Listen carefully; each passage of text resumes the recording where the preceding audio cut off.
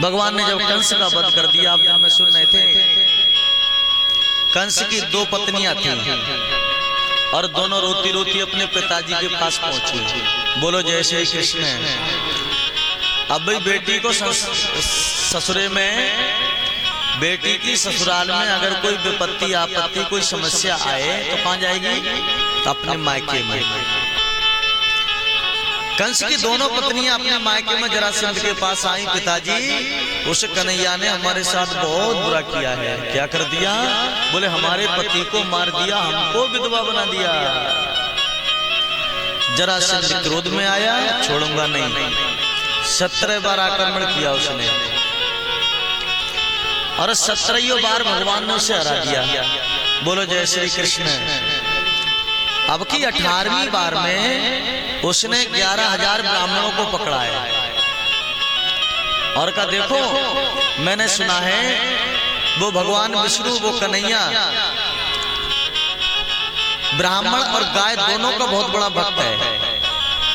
अगर आज मैं तुम्हारी कृपा से जीत गो तो तुम जैसी दक्षिणा मांगोगे मैं वैसी दूंगा। अगर हार गए हो तो 11,000 की गर्दन अलग पड़ी होगी। अब भगवान को सुनने को मिली ये बात। भगवान ने कहा राम राम, भार में जाए ऐसी जीत, हार ही बढ़िया है। भगवान ने अब की बार हार स्वीकार कर ली है, इसलिए उनका नाम पड़ा है रणछोड़ लड़ाका। बोलिए रणछोड़ राय की, वृंदावन बिहारी लाल की जय।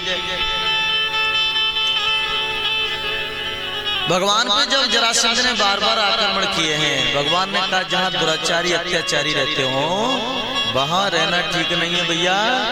तो भगवान ने विश्वकर्मा को बुला करके समुद्र के टापू पर एक सुंदर नगरी का निर्माण किया है।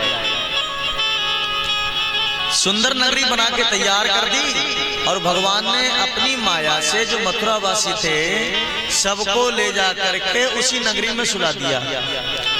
अब सब सोए कहीं और जागे कहीं।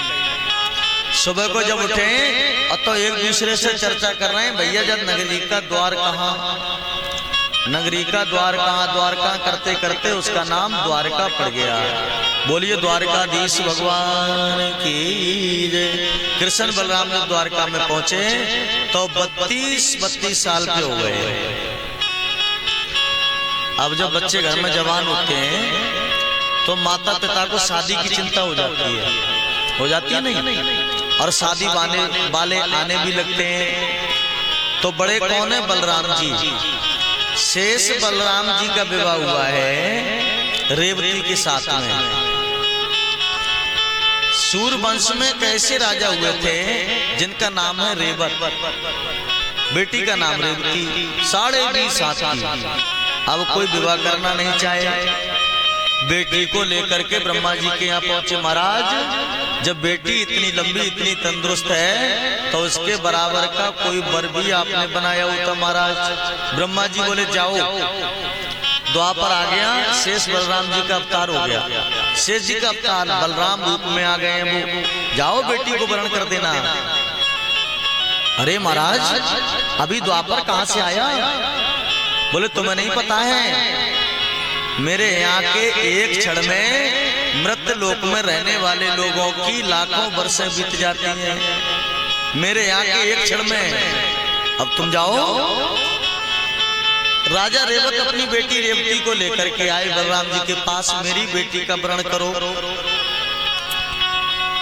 सब विद्वांसियों में बात रखी तो बलराम जी ने जब दुल्हन को देखा ना कर दिया। ना ना ना भैया, हम 7.5 हाथ के 5 के और बहू 20 हाथ की, हमको ऐसी शादी नहीं करनी है। कन्हैया बोले नहीं भैया, भाभी इच्छा लेके आई है, शादी तो करनी पड़ेगी। और भाभी लंबी तो है खाली, और बड़ी बहू के बड़े भाग। बोले ऊंचाई पे काम करना है तो सीढ़ी की जरूरत नहीं पड़ेगी। बलराम जी ने कही राम राम, कन्हैया बड़ो नटखट है, रोजाना छेड़े वो, तासे ऐसी शादी मुझे नहीं करनी है। कन्हैया ने कहा देखो देखो महाराज इच्छा लेके आए, भाभी की भी इच्छा है, कुछ करो भैया, शादी तो करनी पड़ेगी। तो बलराम जी ने हल्का आह्वान किया, हल आह्वान करते आए। जब बराबर की हो गई रेवती फिर बलराम जी ने छोड़ दिया और अपने साथ विवाह कर लिया। इसीलिए तुम किसी भी मंदिर में देखो तो बलराम जी मिलेंगे, लेकिन दाऊ जी की पत्नी साथ नहीं मिलेंगे। पत्नी लंबी अपना छोटे, थोड़ी शर्म लगती है। जहां मिलेंगे अकेले ही मिलेंगे। महाराज वृंदावन हरिलाल की। बलराम जी का तो विवाह हो गया भैया।